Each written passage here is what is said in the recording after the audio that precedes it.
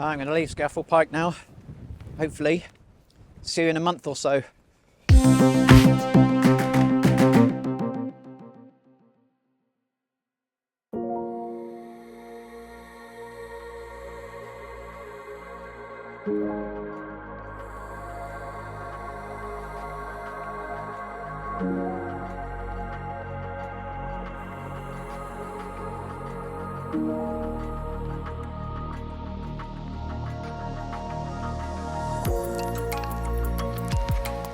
Well, good morning everyone. It's about 8:20 in the morning as I leave the Wasdale Lakehead car park here in the Lake District as I attempt Scafell Pike today. Another route finding trip, and hopefully with any luck a good indication of the time trial or the time it's going to take me to do this mountain. Round trip's just over 8 kilometres with about 900 metres of descent, I think. So we'll see how today goes. So looking around, it doesn't look like there's much snow on the tops today, but a lot of the peaks are obscured by low cloud. So I've opted again for the more mountainous boots with the crampons in the bag just in case. But by the looks of it, hopefully it's just going to be a straightforward walk. We'll see. This one apparently has got the longest approach and then quite a steep climb. We'll see. But today's exercise is all about route finding, so they get an eye in on the day. Funny thing though, when I got to remember, I'll be doing this one in the dark with a head torch, so it's going to be obviously very different, but it's still very useful to route find in the day, because when it comes to forks in the roads and things close up, I should hopefully still remember where I'm going. Well, no surprises. It's absolutely stunning here. And of course, as you probably know, I've not been here before. It's the first time not only climbing Scafell Pike, so I've set the challenge of climbing this mountain without even knowing what it's like or ever having been there before, but I've never even been to the lakes. Don't hate me, I know, but it's so difficult to get all this way up here from the south. I'm going home today. The drive is 6.5 hours. But as always, it's worth it. Look at this place. It's absolutely stunning.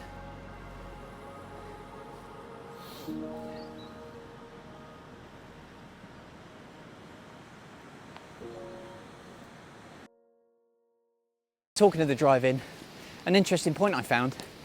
I don't know if I'll be coming in the same way, and I've got to look this up, because I came in from the south. Because yesterday, although you probably saw yesterday's video a week ago, yesterday I was in Snowdonia. I'm in Mount Snowdon, Whitfa. So I've come from the south, but on the day I'll be coming from the north, from Scotland. So I'm not quite sure the approach road is going to be exactly the same, but on my route it only showed 60 miles from where I was last night, and the route was just under 2 hours, because the last 20 miles or so was about 50 minutes of really tight, twisty, bumpy country roads. I mean, I couldn't believe this was the main approach to the tallest mountain in the well, in England, but I guess you have to really, really want to come here. Definitely worth it. But it's just an interesting drive, and I was thinking on the day, my driver, my father-in-law, Terry, has got me up for that in the dark. One benefit is it'll probably be quiet at that time of the morning, hopefully.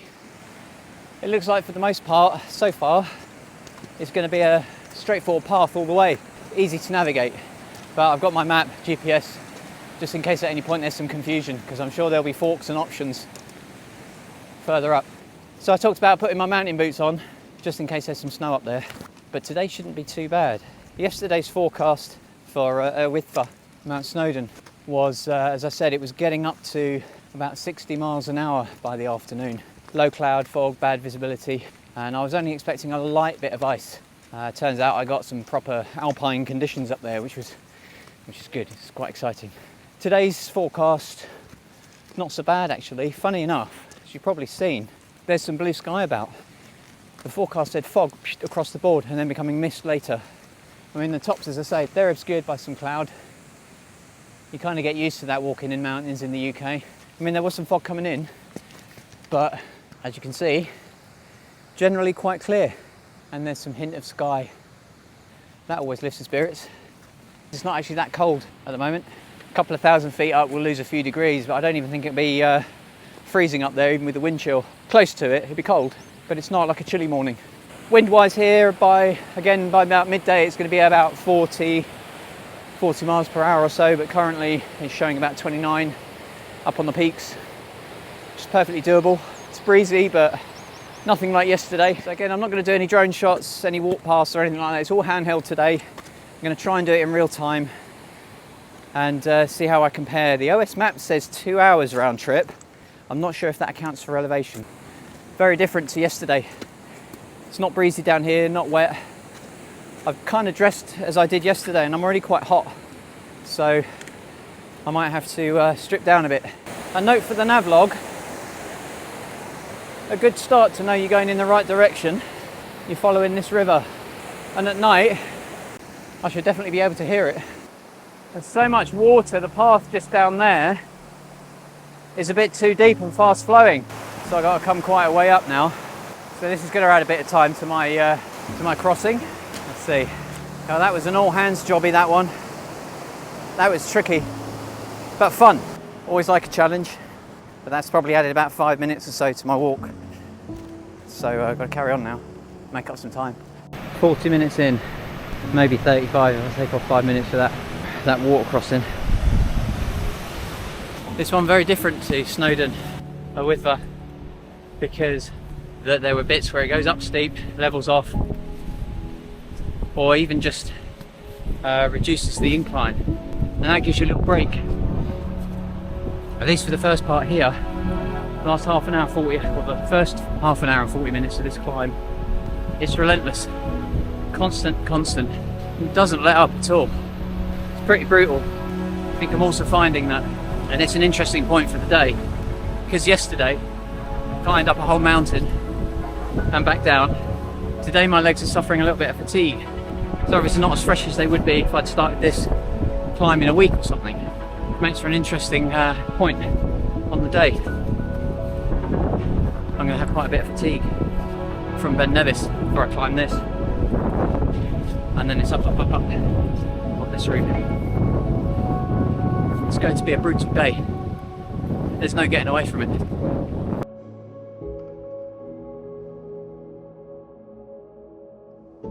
As you can see now, we're starting to get up into the cloud layer, and the wind has picked up, but it's generally chillier up in the clouds just by the nature of how they're formed. How water condenses out of the atmosphere and removes energy and heat from it to form that moisture or that water droplet. So it lowers the temperature a degree or two. You always get a little drop, wind or not. Just science. It's a little chill, but it's quite welcome. I'm getting quite warm. Not too warm. I think what I've got now, regulating my temperature very well. I started off with the waterproof on and I got very hot very quickly. It's amazing how there's a combination of things that sort of come together, sort of determine your energy and your effort ability. You know, food, breakfast, very important, and then the food that you keep going, or the food that you keep eating through the day. Water, hydration, that goes without saying. And then temperature regulation, being too hot or too cold. It's easy to do both up here in the mountains. You know, you can't be lazy. That's the only thing. If you're not lazy and you stop, you layer up, lay it down, whatever, have a quick drink, a minute or two, it's not going to be the end of the world. And that, you know, a minute or two, layering up, layering down, could save you 5 or 10 minutes with resultant fatigue if you don't. Interesting point. Very interesting point. Got to a fork in the path, and literally everyone's going right, and my map has me going off to the left. It just goes to show you don't always have to follow the crowd, or it's not always wise to. Although this looks interesting. I see the path. I'd be interested in doing this at night. Who says the 3 peaks can't be fun? Got to climb up through all this lot now. That woke me up at 3 in the morning. So I did actually stop just briefly before that fork, just to check the map. Because although this is a bit of a time trial, I'm also route finding. I want to make sure I get it right first time so that I don't have memories of the wrong way when I come up here. I had a quick drink and just for 5 minutes it got very cold, not moving. It's amazing how quickly you can get cold up here. It's not even that cold really. A bit breezy. I mean, you could probably blow stronger, but especially as you're a bit sweaty as well, that sweat cools down. Gets that cold water when you put your rucksack back on and it presses it against your back. Yeah. So I'm glad to be moving again now. Isn't that ominous? Slightly unnerving. These dark mounds just in the fog, just barely visible. It is another world once again. I love finding these places. It's eased off quite a bit as well now, so I know that from memory it's going to be a solid climb up to that fork. Go left and it eases up a little bit. Quite rocky the path. This is cool up here. This is really cool up here. Why did everyone go the other way? This is great. It's another planet. So yeah, it eases up, gets rocky, and then I'll pick up another path which will take me pretty much straight up to the top from there. Just looking for that path now, commit that to memory, and off up to the top. I'm an hour in. Don't know if that's good or not, but we'll see. We'll compare it later. Right now, it's going to carry on. It's going to be very interesting coming up here at night, and I struggle to believe there's not an easier way. I mean, it's not too bad. I've got to be very careful. I've got to try and remember now. Instead of gassing on too much and concentrating on talking, trying to remember this way. It's clearly visible in the day when you're looking, but at night it's going to be very, very different. Hour and 8 minutes, 7 minutes. I got to the ziggy-zaggy bit on the route. Is that good? Don't know. As always, I'll find out later. This part of the route is now just an incline. This kind of incline is probably my least favourite. It's the end of the zigzag zone. After this, I think it's just one straight line to climb up to the top now. Shouldn't be too long to go. I've been going about for an hour and 15. So it's going quite quickly. But the final climb, not that I can see much. I see the tops of something over there, but it's all very loose and inclined, very little in the way of steps, rocks, slightly slippy, stony, quite hard going. I'm not ashamed to say it. This mountain is brutal. It is pretty much non-stop all the way. Very little low or level bits for you to catch your breath. Almost none. And then after the continuous stepping in the first half, there's all this. You can hear it. It's like walking on a beach. But up. I think I'm getting close to the top now. Like, not like I can reach it, but you know, closer to the top than any other section, I'd say, as in like this is the last bit, the last section up. Hopefully I can see a ridge up there a little higher than I am. I'm hoping that's basically where the top is. I think I'm so close. I'll meet you there.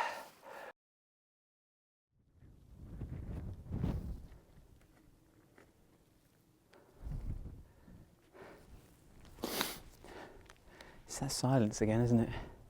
Apart from the wind. That's okay. And now some people. Yeah. Oh. So good. Okay, these must be the cairns shown on the map, which are literally just shy of the peak. So I must be right on top of it. Not literally, because it's the highest point in England, but you know what I mean? I'm closing in on it fast. Oh, it's just very wet, but not because of the rain like yesterday. The moisture's just getting into everything. It's damp. So it's plateaued a little bit up here now. Let's try this, look. Out of the wind. There you go. Darker, but still. Yeah. It's plateaued a little bit now, so I think I'm just looking for the peak, really. Just looking for the trig point. Although it's still going up. I'm just about there. It should be anywhere around here somewhere. Well, it turns out there was one last little climb up quite a rocky face. Well, I say rocky, it's more like loose stones, quite big. But there it is. Finally made it to the top. the Scafell Pike. Absolutely brutal climb. I'm not ashamed to say, or am I being a wuss? I don't know. That was harder than Whitba to Snowdon. I mean, I haven't done Ben Nevis yet, but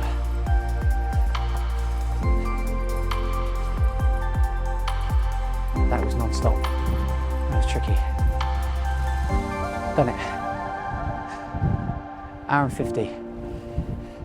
Couple of stops, and that crossing added about 5 minutes or so.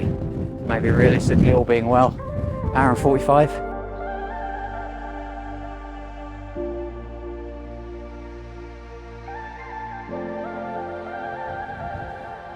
I'm going to leave Scafell Pike now.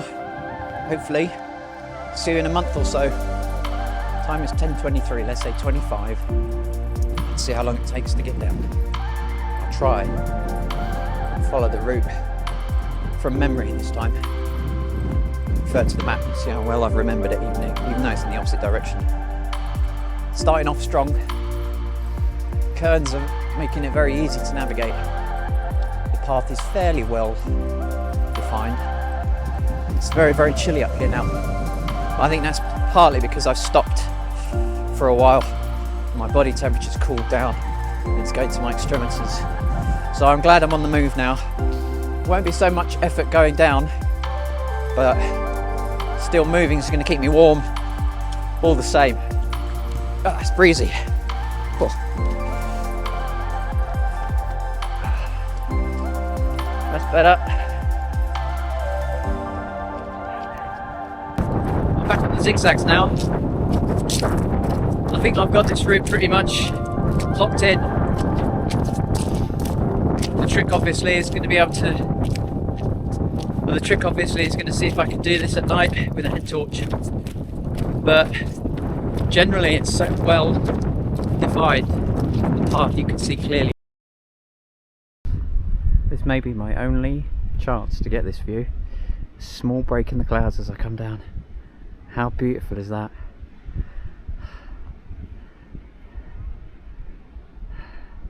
I'll get some reward for climbing up this mountain, other than the achievement itself. I think I've come back a different way, because I'm back on the stone stepping stones, the staircase, the stairway, the stone stairs, whatever you want to call it. And I had to go through that other planet type area last time. So the map took me on a slightly more technical route. I think this is a bit more direct. So I'm going to think about slightly rerouting on the day coming this way. This is much more direct and a lot less technical. That way gives me a little rest where it gets level and gets a little undulating, but generally not too climby. This is continuous, but it's more direct. So I might actually come up this way on the day. Let's look at the map. So now I'm starting to get back into the warmer air now in the valley, because the gloves are off. It's starting to get nice and warm. The vents are open. And it's amazing how you just come out of the cloud layer, just below the cloud level, and things just instantly warm up. I'm talking probably a degree or two. It's a popular mountain today. It is the school holidays as I film this. The last week. Yeah, lots of families, which is great to see. Love it. Maybe I'll bring my little girl up here kicking and screaming. She'd love it. Eventually. I don't know how far it is to the car park now, but it can't be long. I feel like I'm doing okay time on this one. Just got to cross this river again now. It's going to take a few minutes to find a good spot, because it looks like the best place is pretty crowded. I think I'm going to have to add 10 minutes for that river crossing. I had to go right up.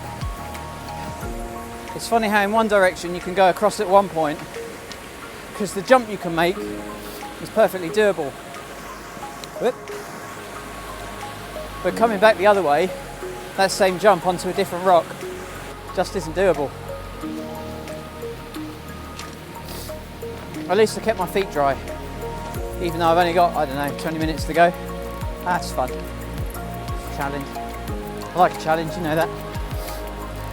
So as I've negotiated that river crossing now, I think there's only just this little last downhill bit to go. Another few minutes, maybe 10-20 minutes max, and I should be there. So I will see you at the bottom.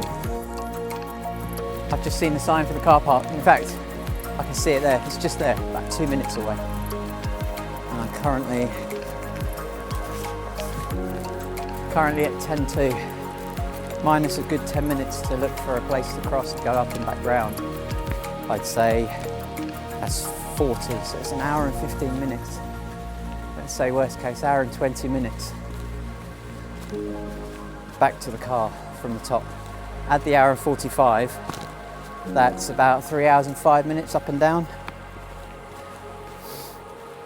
which sounds okay, I think.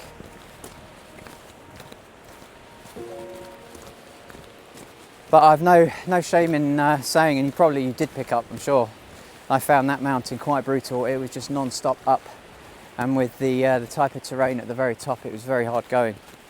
So I'm going to struggle on this one. Well, not struggle, but it's going to be interesting after Ben Nevis. So I think my strategy is I'm going to do Ben Nevis first, as always, thinking I'm going to be fresh, get that done, whatever time, it's going to be okay. Get down here and just power through. Just get on with it, get it done. And when I'm at the top, mentally, be like, right, I'm halfway now, so it's only a downhill, short rest, and then do Snowdon with because doing that one last, as long as the weather's okay, I think it's going to be all right, because it's not up and up and up and up and up. Some level parts, some rest, and I think that's more manageable as a last peak. So yeah, there we go. Ben Nevis next. Route find and have a look at the weather. If the weather in Wales is snowy on the tops, then I'm pretty sure it's still like that up at Ben Nevis. So it'd be good to see what the conditions are like to assess whether or not it's worth making an attempt soon, or just hold off a few more weeks. Just maybe wait for that snow to lessen a little bit. But there we go. That's the lakes. Scafell Pike ticked off. Very pleased. So I know my route. I'm ready for it. So that's it for me now. I'm just going to leave you with this stunning view just outside the car park as I get ready to make the long drive home. Thanks very much for watching, everyone. I hope to see you on the next one. Laters.